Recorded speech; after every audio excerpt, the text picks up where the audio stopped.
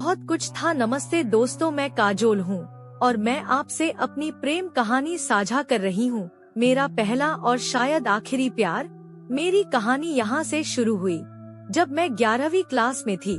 तो सभी सेक्शन एक दूसरे से बनते हुए थे। तो जिस स्ट्रीम से मुझे प्यार था, अंकित, मैं उसे नहीं जानती थी। फिर धीरे धीरे हमारी बातचीत होने लगी और हम अच्छे दोस्त बन गए। इसी तरह जब मैं 12वीं क्लास में आई तो मेरी दूसरी क्लास में भी दोस्ती हो गई। हम क्लास में हमेशा साथ रहते और बातें करते। मुझे भी नहीं पता कि मैं उसे कब पसंद करने लगी। जब वो मेरे पास आता था तो पता नहीं मुझे कितना अच्छा लगता था। मैं चाहती थी कि जब मैं उसके साथ रहूं तो वो समय कभी खत्म न हो। मुझे भी ऐसा लगता था कि मैं उसे पसंद करती हूँ, पर मैंने कभी पूछा नहीं।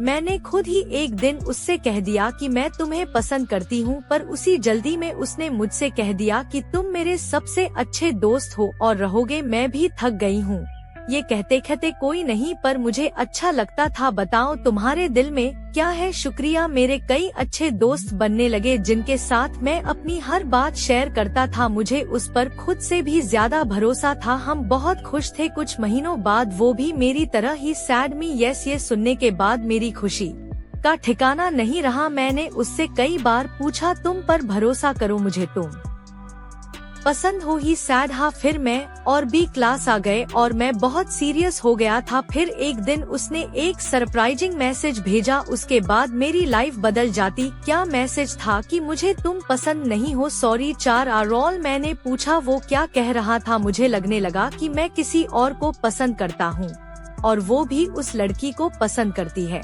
मैंने उससे पूछा तो उसने मुझसे झूठ कहा। मैं पूछने लगा कि मुझे क्या हो गया था। उसने ऐसा क्यों कहा? वो दिन मेरी जिंदगी का अब तक का सबसे गंदा दिन था। आज तक मैं इतना कभी नहीं रोया था जितना उस दिन उसके लिए रोया था। पर वो आज भी मुझे बहुत पसंद है और उसके बाद हम कभी बात नहीं करते। शायद मैं कभी न भूल पाऊँ, क्योंकि पहला प्यार हमेशा पहला और यादगार होता है। मैं उसके लिए ज्यादा नहीं कहूँगी, बस इतना कहूँगी कि हम दोनों खुश रहें। मैं उसी में खुश रहूँगी। मैं अब भी तुमसे प्यार करती हूँ। मुझे भी तुम्हारी याद आती है। मुझे उम्मीद है कि जब तुम मुझे याद करोगे। दोस्तों, इस बारे में बताने के लिए अभी भी बहुत कुछ था मेरी कहानी पर, लेकिन उससे पहले ही सब कुछ खत्म हो चुका था। तो क्या दिक्कत होगी, लेकिन मैं हमेशा उसके साथ हूँ।